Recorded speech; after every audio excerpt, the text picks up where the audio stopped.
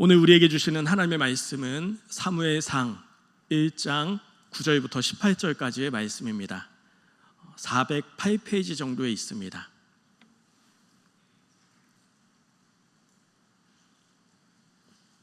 사무엘상 1장 9절부터 18절까지의 말씀입니다.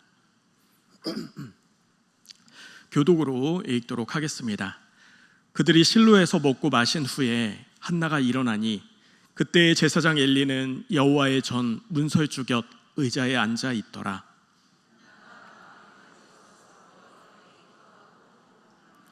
서원하여 이르되 만군의 여호와여, 만일 주의 여종의 고통을 돌보시고 나를 기억하사 주의 여종을 잊지 아니하시고 주의 여종에게 아들을 주시면 내가 그의 평생에 그를 여호와께 드리고 삭도를 그의 머리에 대지 아니하겠나이다.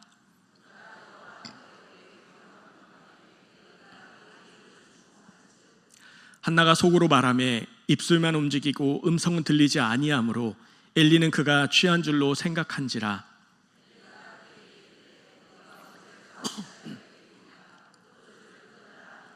한나가 대답하여 이르되 내 주여, 그렇지 아니하니이다. 나는 마음이 슬픈 여자라.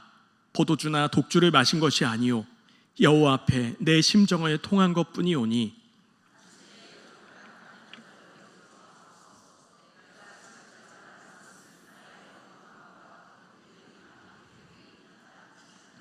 엘리가 대답하여 이르되 평안히 가라. 이스라엘의 하나님이 내가 기도하여 구한 것을 허락하시기를 원하노라 하니, 이르되 당신의 여종이 당신께 은혜 입기를 원하나이다 하고 가서 먹고 얼굴에 다시는 근심빛이 없더라. 아멘. 오늘 말씀의 제목은 신호. 오늘 말씀의 제목은 사인, 신호, 표징입니다. 퇴근하고 집에 돌아가면은 이제 가족과 함께 저녁 식사를 할 때에 아이들이 이때다 하면서 제 곁에 다가오죠. 그래서 오늘 하루 겪었던 일을 이야기하기도 하고, 또 때로는 속상했던 일, 또 억울했던 일, 뭐 이런저런 이야기를 하는데, 그 가운데 책에서 읽은 신기한 이야기도 많이 해줍니다. 그래서 아이들 덕분에 참 많은 이야기 듣게 되는데, 어느 날은 이런 말을 하는 거예요. 아빠, 캐나다에서는 엘크나 무스를 조심하라고 표지판이 있대요. 이 무스가 엄청 큰데 이게 자동차랑 부딪히면 자동차가 파손되니까 이 무스가 나오는 지역은 조심해서 운행하십시오 하고 그런 표지판이 있다는 거예요. 또 한 캠핑장에는 곰이 자전거 타고 가는 그런 그림이 있답니다. 이게 뭐냐 하면은 실제 캐나다 울창한 숲에서는 곰이 출몰하기도 해서 곰이 자전거를 파손하거나 또 업어가기도 한대요.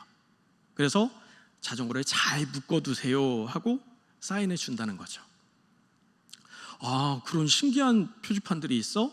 하면서 이야기를 나누면서 근데 그 사인들이 다 안전을 위한 거네? 라고 이야기 나눈 적이 있어요. 일상 삶에서도 우리에게 표지판이 많이 있는데 그 중에 교통 표지판은 꼭 지켜야 하죠. 일방통행 혹은 좌회전 금지, 뭐 이런 표지판들, 그것을 모두가 지켜야 모두 평안하고 안전하게 살아갈 수 있는 거죠. 은평교회 분리수거장에도 표지판이 있습니다. 멈춤, 뒷길 없음. 그러니까 이 주차장 옆문으로 들어가면은 그 쭉 가다 보면 막힌 곳이 나온다, 이렇게 경고하는 것이죠. 크리스천의 삶은 온통 하나님의 사인입니다. 어떻게 하나님의 사인을 일일이 다 발견할 수 있을까요? 표지판은 특징이 있는데 알아보기 쉽게 한다는 거예요. 그러니까 보는 사람으로 하여금 직관적으로 표현해서 이걸 조심해야 하는구나, 충분히 알 수 있게 한다는 거죠. 이처럼 하나님이 주시는 사인도 마찬가지입니다. 하나님의 사인은 언제나 선함과 바름입니다. 이 큰 축복의 사인, 이 큰 축의 사인을 가지고 살아가는 거예요. 그러니까 착하긴 한데 바르지 않으면 안 되죠. 또 바르긴 한데 악해서도 안 되는 거예요. 성경의 가장 큰 가르침인 이 선함과 바름, 이 두 가지 사인을 기억하고 그렇게 살아가는 것이 성도의 삶인 것입니다. 가끔 일생일대에 중요한 선택을 할 때도 있어요. 그때도 하나님은 우리에게 사인을 주십니다. 이 사인을 잘 판독해야 우리는 구원함에 이를 수 있죠. 멸망이다, 그 길로 가면 멸망이다, 이 사인을 주시는데도 그냥 계속 그 길로 간다, 그러면 멸망하는 거예요. 이 사인은 살리기 위함이라는 것을 기억하시기 바랍니다. 하나님의 사인은 성경의 틀에서 벗어나지 않습니다. 그러니까 하나님의 사인의 기준이 성경이라는 것이죠. 그래서 말씀을 깊이 있게 배우고 연구해야 합니다. 왜냐하면 그 사인을 잘 알아들어야 하니까. 하나님이 주시는 사인을 신호대로 살아야 하니까. 예를 들어서 남자로 태어났어요. 근데 살다 보니까 자신의 성형이 여자 같은 거예요. 그래서 어느 날 기도를 하는 거죠. 그랬더니 지체하지 말고 여자 해라. 이런 사인은 이루어질 수가 없습니다. 왜냐? 성경과 정반대이니까요. 또 대학을 졸업하고 또 그렇게 살아가는데 취업도 안 되고 사업도 안 되고 또 인간관계도 안 되고 하는 일일마다 다 막히는 거예요. 그래서 하나님이 목회하라는 건가? 그래서 나를 다 막는 건가? 이것도 성경적이지 않습니다. 목회자로 가는 길, 하나님께 부름받는 그 길은 이 목회는 다 하다가 이것도 안 되고 저것도 안 되니까 에라 모르겠다 하는 그런 게 아니라는 것이죠. 많은 신앙인들이 자기 추측이나 생각으로 사인을 받아들이는 경우가 많다는 겁니다. 예수님께 부름받은 제자나 사사, 그 왕들의 공통점이 있어요. 그것은 순수한 내면과 충직함입니다. 그러니까 개인적이고 사사로운 욕심이 없으면서 죽기까지 그 충직함, 그 충성을 지키는 것이죠. 그들은 결국 하나님의 사인을 알아차린 자들입니다. 아브라함, 다윗, 또 베드로, 바울 같은 사람들이죠. 이들도 쓰러질 때가 있었어요. 하지만 결국 하나님의 그 뜻을 이루어갑니다. 하나님은 실수가 없는 분이십니다. 우리 삶에 일어나는 모든 것들이 하나님의 뜻과 행하심의 사인이라는 것을 기억하시기 바랍니다. 오늘 말씀에서 한나와 엘리, 이 두 사람에게도 사인이 임합니다. 이들이 하나님의 사인을 어떻게 이해했고 받아들였는지 그것을 살피면서 깊은 통찰력을 가지시길 주님의 이름으로 축복합니다. 먼저 엘리는 대제사장이었어요. 그냥 제사장이 아니라 대제사장이요. 제사장은 몇몇 여러 사람이 있었지만 그 시대의 대제사장은 오직 한 사람뿐입니다. 이 말은 종교계의 대빵이었다는 거예요. 그러니까 그 위에 제사장은 아무도 없었습니다. 그의 권위, 그의 위엄에 대해서 9절에 말씀하는데 문설주격 있는 의자에 앉아 있었다. 의자에 앉아 있었다. 왕은 의자에 앉아 있죠. 그 신하들은 서 있고요. 재밌는 것은 이 사무엘상을 살펴보면은 사울 왕에 대해서는 의자에 앉았다는 표현이 없습니다. 의자에 앉아 있는 사람의 또 다른 상징적 의미가 있는데 그것은 행동하지 않는 사람, 실행하지 않는 사람이에요. 그러니까 엘리 제사장을 한마디로 표현하자면은 엘리야는 권자에 앉아 있었고 행동하지 않는 사람이었다로 정리될 수 있을 것 같아요. 제가 만연한 시대의 최고 지도자, 그 자가 바로 엘리 제사장입니다. 오늘 말씀에서 한나를 술 취한 사람으로 오해하죠. 근데 그도 그럴 것이 이 당시의 성전에 술 취한 사람들이 많았다고 합니다. 그러다 보니까 이 여자 또 술 취했구만, 포도주를 당장 끊으시오. 한나가 술 취한 게 아니라고 고백하자 이 엘리는 바로 행동 수정을 합니다. 내가 잘못 알았구나. 그러면서 바로 축복을 해주죠. 이 모습이 인상적이었어요. 좀 자신의 잘못된 행동에 대해서 곧바로 인정하고 수정을 하잖아요. 그러니까 바람직한 리더, 바람직한 권력자의 모습이죠. 사무엘상을 자세히 읽어보면은 뚜렷한 엘리의 죄를 발견하기가 어렵습니다. 그닥 큰 죄들이 발견되지 않아요. 오히려 좋은 사람처럼 보입니다. 영성이 비록 흐려지긴 했지만 매일 문설주격 의자에 앉아서 자신의 역할을 했으니까, 또 성전을 지키고 또 한나에게 축복을 빌어주었으니까 제사장의 역할로는 별로 죄가 발견되지 않습니다. 그런데 왜 하나님은 엘리의 가문을 저주하고 엘리를 멸망시킨 것일까요? 정말 엘리에게 죄가 없을까요? 여기서 주목해야 할 것이 첫째로는 엘리의 직책입니다. 지금 엘리는 이스라엘의 대제사장입니다. 그런데 이 대제사장이 적당히 괜찮은 사람이었다는 거예요. 적당히 괜찮은 사람. 리더가 적당히 괜찮은 것, 그게 죄가 된다는 것이죠. 리더는 결단해야 될 때가 있어요. 악에게 비난받을 때가 있죠. 때론 악의 세력에게 버림받더라도 바른 길로 그것을 이끌어가는 결단력이 있어야 한다는 겁니다. 나라는 드러난 악인 때문에 멸망하지 않아요. 적당한 악한 자에 의해 나라가 멸망하게 되는 것이죠. 사실 드러난 악인은 모두가 사회적으로 격리하고 모두 피해가기 마련입니다. 그런데 교묘하게 이게 아리까리한 그런 악인들은 잘 드러나지 않고 그것을 분별하기가 어렵다는 거예요. 그래서 구별하지 못하는 악인으로 인해서 사회가 병들고 멸망하게 되는 것이죠. 지금의 시대도 마찬가지입니다. 정치하는 자들이 그 지지율을 높이기 위해서 전쟁을 부추깁니다. 때론 경제를 활성화하기 위해서 다른 나라를 침범하기도 합니다. 결국 아픔을 겪는 것은 선량한 백성들이죠. 사실 지도층은 웬만해선 죽지 않습니다. 나라를 망쳐놓고도 그냥 발빠르게 망명해버리거든요. 악인을 분별하지 못하는 사회일수록 미래가 어두운 것입니다. 둘째, 하나님이 이유 없이 저주와 멸망을 행하는 분이 아니라는 것, 그것을 기억해야 합니다. 지금 엘리는 겉으로 보여지는 죄가 없습니다. 지금 겉행위로는 대제사장직을 행하고 있죠. 이 말을 바꾸어 하자면 겉으로 드러나지 않지만 그에게 은밀한 죄가 있었다는 것입니다. 사람들은 알지 못하지만 하나님만 아는 은밀한 죄를 지고 있었다는 거예요. 그 은밀한 죄는 가족들만 아는 죄, 그리고 그 죄는 학습되어서 삐져나오기 마련이죠. 지금 그 시대에 엘리의 죄가 겉으로 드러나지 않았지만 두 아들을 통해서 그 죄가 드러나는 거예요. 그 두 아들의 죄는 그 탐욕 자체였습니다.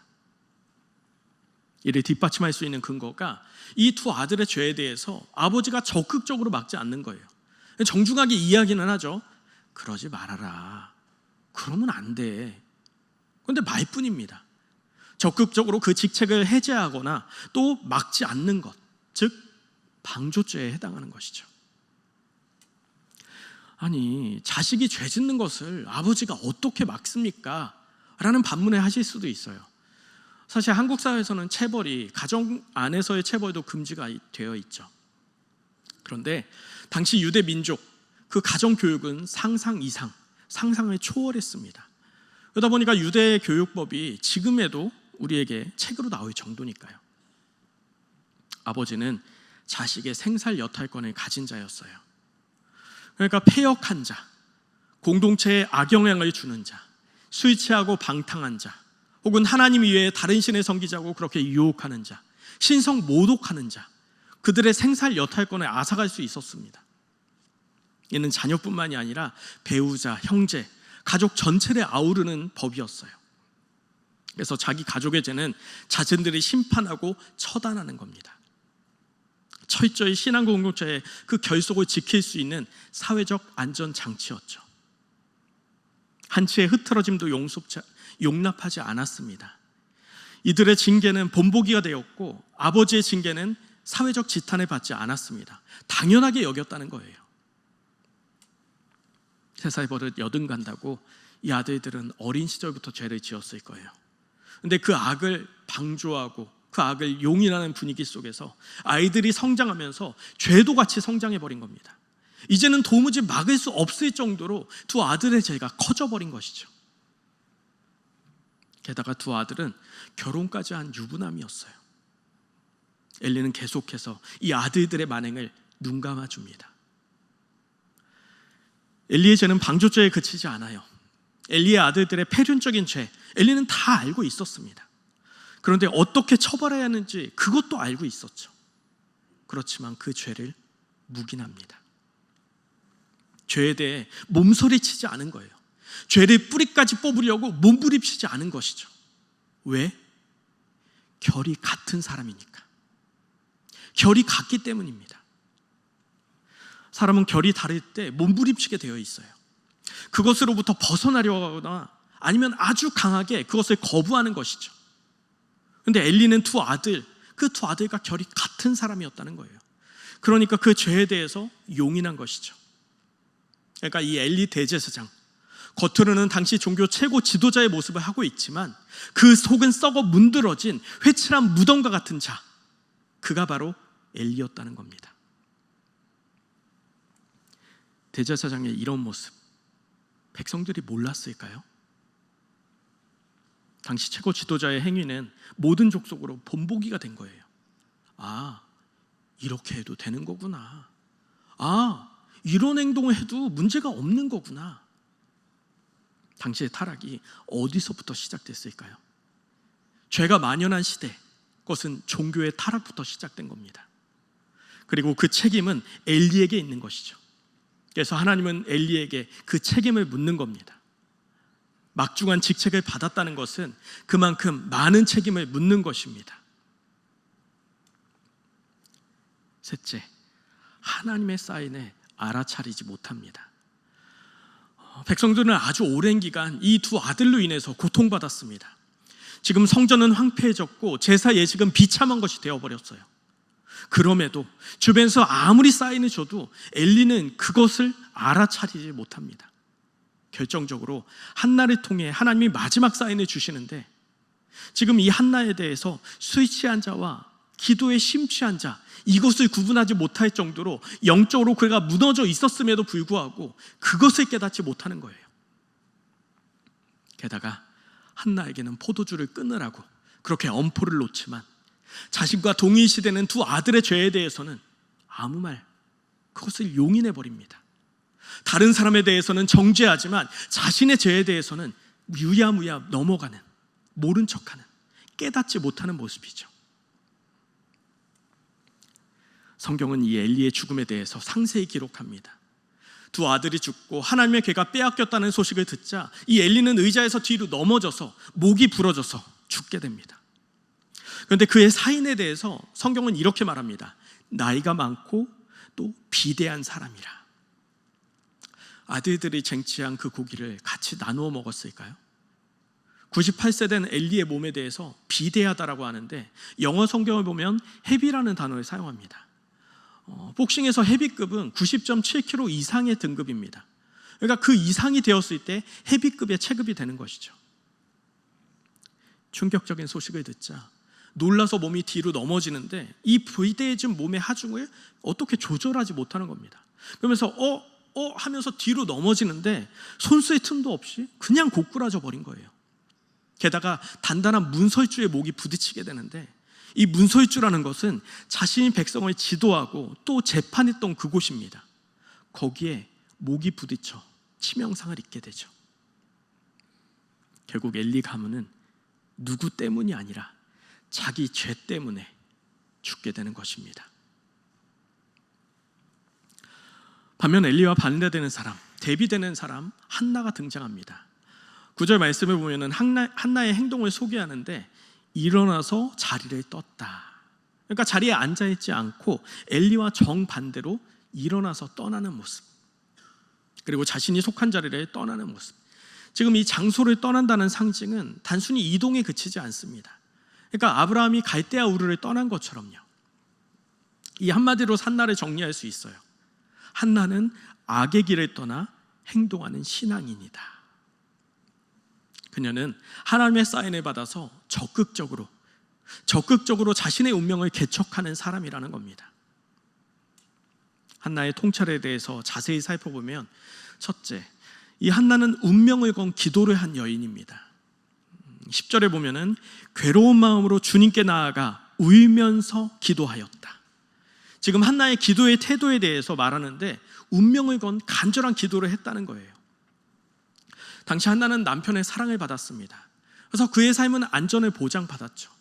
아이가 없다 하더라도 버림받지 않는 것, 한나는 이미 알고 있었습니다.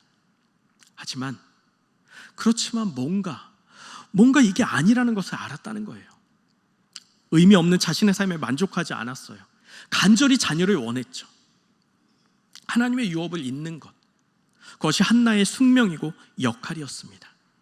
그런데 왜 나에게는 아이가 생기지 않는 것이냐? 그 간절한 부르짖음, 그 이해할 수 없는 상황. 그렇지만 그녀는 포기하지 않습니다. 그것은 해내야만 하는 것이었죠. 그것이 자신이 가진 숭고한 숙명이었으니까요. 또한 한나는 하나님의 은혜 없이는 아이를 잉태할 수 없다는 것을 알았어요. 그래서 포기하지 않고 열심히 운명을 건 간절한 기도를 하다가, 간절히 부르짖다가 11절에 서원을 합니다. 하나님, 저에게 아들을 주시면 하나님께 바치겠습니다. 드디어 하나님의 뜻에 맞는 기도에 다다르게 된 겁니다. 하나님이 그토록 원하셨던 그 기도에 한나가 이어지게 된 겁니다. 지금 한나가 하나님과 한마음이 되었다는 거예요. 자신의 불임에 하나님의 뜻이 있었음을 발견하고 깨닫게 된 것이죠. 기도는 소원을 이루어주는 마법상자가 아닙니다. 진짜 기도는 하나님과 합치를 이루는 것이죠. 기도를 통해서 하나님과 일치를 이루고 깨닫고, 그리고 자신을 하나님의 뜻에 맞추어 가는 것, 하나님의 뜻에 일치시켜 나아가는 것, 그것이 바로 기도입니다. 누구의 기준으로? 하나님의 기준으로.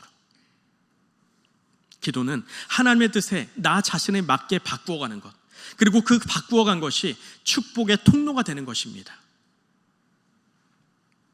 운명의 기도는 십자가 사인을 발견합니다. 예수님, 제가 어떻게 해야 합니까? 어떻게 해야 주님이 가신 그 길을 저도 걸을 수 있는 것입니까?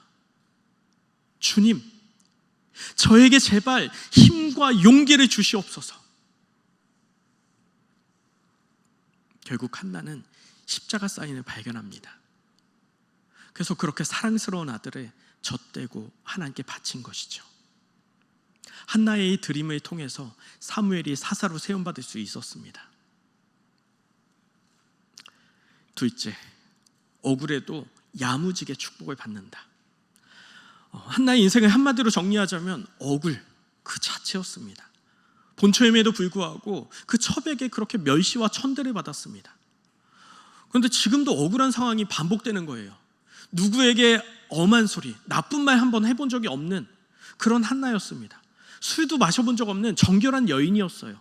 그런데 수의추정병이 취급을 받은 겁니다. 당황스럽고 기분이 나쁠 수도 있죠. 아니, 제가 간절한 마음으로 기도하는 것이 보이지 않으세요? 이렇게 항변할 수도 있지만 그러지 않았어요. 정중하게 자신은 지금 술 취한 것이 아니고 너무나 원통하고 너무나 간절하고 괴로운 마음으로 하나님께 지금 마음을 상달하고 있는 겁니다. 하나님께 간절히 기도하고 있는 겁니다. 엘리는 다소 뜨끔했지만 오랜 제사장 짬밥으로 지금 이것을 급수습을 합니다. 그렇다면 평안한 마음으로 돌아가십시오. 이스라엘의 하나님께서 그 간구한 기도를 들어주실 것입니다. 평안과 축복의 메시지도 잊지 않죠. 그런데 이 서로의 대화를 살펴보면은 지금 한나는 엘리에게 잉태하지 못해서 고통받고 있다, 그런 말을 하지 않습니다. 즉 슬픔의 원인에 대해서 상세하게 말하고 있지 않다는 거예요. 그리고 엘리는 기도 제목도 모르고 축복해 준 거예요. 단순히 내가 바라는 것 이루어질 거야, 이렇게 축복을 해준 거죠. 그런데 이 엘리의 메시지가 중요한 의미를 담고 있습니다. 바로 하나님의 호칭이죠. 어떠한 하나님을 불렀느냐, 하나님의 정체성을 가장 잘 표현해주는 그 축복의 언어가 여호와 하나님입니다. 여호와 하나님. 그래서 레위기나 민수기를 살펴보면은 제사장 아론은 여호와 하나님이라는 그 호칭을 사용합니다. 가장 많이 여러 영역에서 사용되는 축복의 언어이죠. 그런데 지금 이곳에서 엘리는 여호와 하나님이 아니라 이스라엘의 하나님을 부릅니다. 이 축복은 하나님과 이스라엘이 맺은 언약 관계를 가르친다는 거예요. 그러니까 그것은 국한적이고 민족적이고 또 역사적 의미를 담고 있어요. 이스라엘에 속한 하나님을 강조하는 그와 같은 축복입니다. 이 축복은 민족의 미래를 암시하고 있는 겁니다. 그 다윗의 족보를 거슬러서 올라가면은 그 시작에 그 처음에 누가 있을까요? 바로 이스라엘의 하나님, 이스라엘의 하나님이 있습니다. 엘리는 한나에게 민족의 계승을 위한, 잉태를 위한 축복을 하게 된 거예요. 응답은 이미 이루어진 것이죠. 너를 통해 민족의 역사가 이루어질 것이다. 너를 통해 민족의 역사가 이루어질 것이다. 한나는 억울한 상황이었음에도 그 자신에게 임할 축복의 시간을 망쳐버리지 않습니다. 제사장이 자신을 오해했어도 축복을 야무지게 받죠. 하나님은 누구 때문에 축복을 거두어가는 분이 아니니까요. 바로 이곳에 한나의 높은 자존감이 나타납니다. 어떠한 순간에도 흔들림 없이 축복의 길로 나아가는 자, 하나님으로 진짜 강인한 여성, 그자가 바로 한나였습니다. 셋째, 믿는 자의 축복은 억울할 때 시작된다. 억울하다는 것은 선을 행하거나 또 의를 행하다가 받는 어려움입니다. 하나님의 말씀을 전하다가 또 이웃을 사랑하다가 성실히 열심히 그렇게 살아가다가 억울한 상황을 마주하는 것. 이 땅을 살아가면서 세상을 살아갈 때 성도님들도 얼마나 억울한 상황을 많이 마주하게 됩니까? 프리드리히 니체는 선악의 저편이라는 저서에서 이런 말을 했어요. 괴물과 싸우는 사람은 그 싸움 속에서 스스로 괴물이 되지 않도록 조심해야 한다. 그리고 내가 악의 시면을 들여다볼 때 악의 시면 또한 너를 들여다볼 것이다. 믿는 자들의 축복은 분인날을 만날 때 시작됩니다. 사실 우리가 살아가면서 나를 사랑해주는 사람만 있다, 나랑 관계 좋은 사람만 있다, 그럼 뭐가 어렵겠어요? 정적을 만났을 때, 악인을 만났을 때 악을 악으로 대처하지 않고 끝까지 인내하는 자가 하나님의 축복을 받아 누리는 자임을 믿으시기 바랍니다. 꼭 기억해야 할 것은 억울한 일 앞에서 악의 시면에 빠져들지 말아야 합니다. 모든 일을 할 때 선함과 바름으로 행해야 한다는 거예요. 그렇게 인내하며 나아갈 때 하나님은 반드시 축복해 주십니다. 마태복음 5장 11절부터 12절, 나로 말미암아 너희를 욕하고 박해하고 거짓으로 너희를 거슬러 모든 악한 말을 할 때는 너희에게 복이 있나니 기뻐하고 즐거워하라. 하늘에서 너희 상이 크미니라. 아멘. 인간의 인생은 결국 하나님의 목적에 맞게 되게 마련이죠. 하나님의 의도대로 흘러가게 되어 있어요. 공평하신 하나님께서 상황 정리를 하십니다.